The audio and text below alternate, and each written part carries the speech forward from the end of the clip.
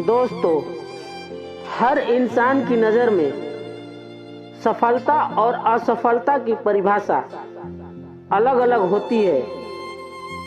हर इंसान का एक अलग नज़रिया होता है।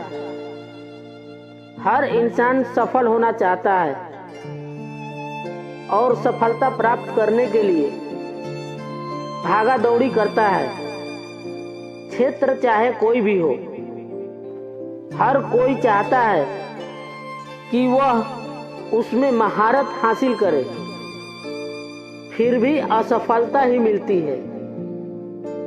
तो आइए आपको एक कहानी सुनाता हूँ।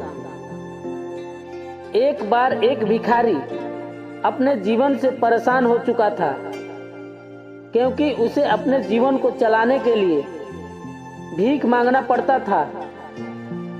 उसे हर एक चीज के लिए भीख मांगना पड़ता था। इसी बात को लेकर वह दुखी रहता और दिन भर यही सोचता कि हमारी जीवन में बदलाव कैसे आएगा। यह सोचकर वह निराश हो जाता। वह हर दिन देखता कि बहुत सारे लोग निराश होकर आंखों में आंसू लिए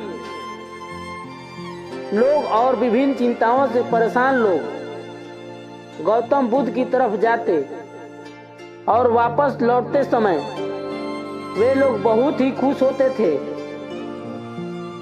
वह भिखारी यह नहीं समझ पा रहा था कि गौतम बुद्ध उनके साथ ऐसा क्या करते थे कि वे बेहद खुश हो जाते थे।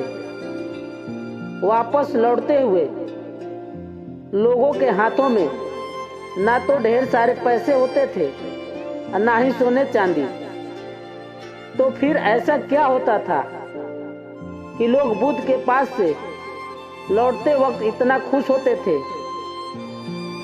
यह सोचकर भिखारी ने भी निर्णय लिया कि हम भी महात्मा बुद्ध के पास जाएंगे और देखेंगे कि ऐसा वहां क्या हो रहा है कि दुखी लोग उनके पास जाकर खुश हो जाते हैं। वह बुद्ध से मिलने के लिए चल पड़ा। वहां बहुत लंबी कतार लगी हुई थी, तो भिखारी भी कतार में लग गया। कतार में लगकर अपनी बारी का इंतजार करने लगा।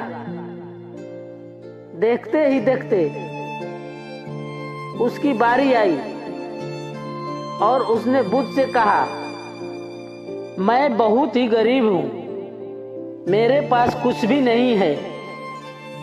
मुझे अपना जीवन चलाने के लिए दूसरों से भीख मांगनी पड़ती है।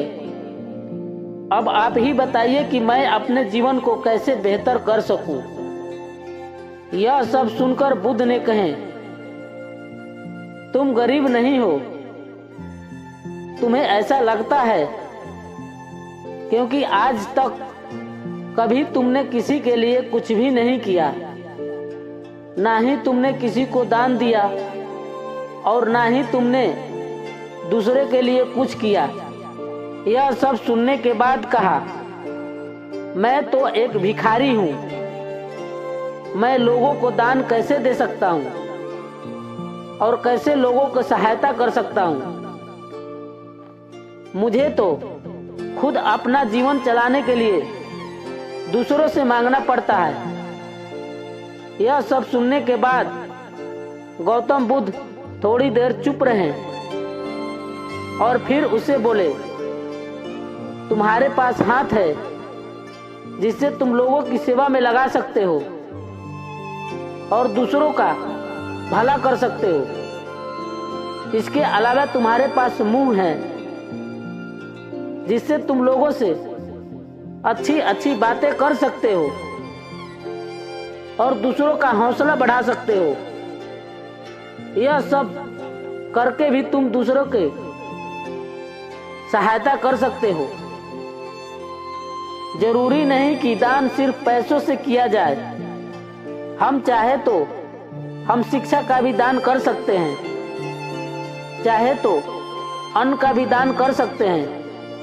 अगर ईश्वर ने पूर्णतः अच्छा शरीर दिया है तो वह गरीब नहीं है, बस दिमाग से गरीब है।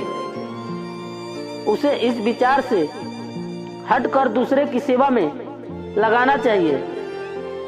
बुद्ध की यह बातें सुन लेने के बाद वह भिखारी बहुत ही ज्यादा खुश हो गया और उसका मन अब संतुष्ट हो गया।